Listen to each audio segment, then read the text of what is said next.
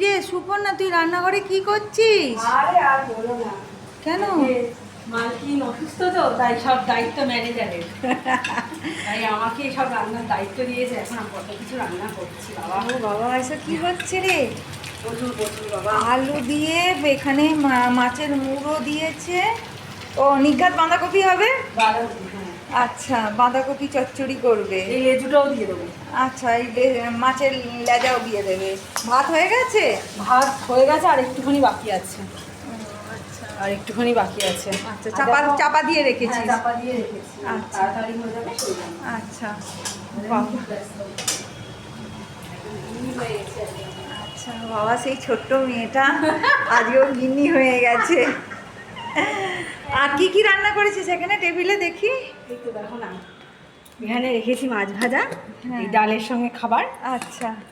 এই মাছের ঝাল। আরে বাবা, মাছের ঝালটা তো একদম খুব লাল লাল হয়েছে। এটা এইখানে একটু মাছ ভাজা ছোট টুকরো ছিল, এটা আলু ভাজা। আচ্ছা। আর এই যে ডাল হয়ে গেছে। ও আচ্ছা বাবা, প্রচুর রান্না করেছে, অনেক কিছু রান্না করেছি। আসলে মামনির শরীরটা যে একটু খারাপ হয়েছে, তাই তো? হ্যাঁ, হ্যাঁ, বুঝতে পেরেছি। ওই জন্য মামা আমাকে বললো যে তুমি রান্নাটা করো। আচ্ছা।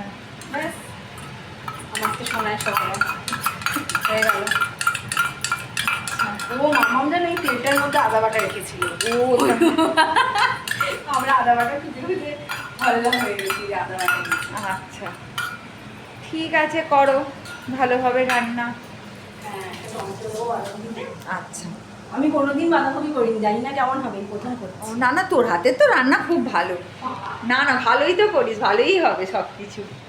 ঠিক আছে, ভালোই সব রান্না বান্না করছে। দেখুন না, কি রসিয়ে কষিয়ে রান্না করছে, কি তেল তেলে করে করছে, দারুণ দারুণ করছে।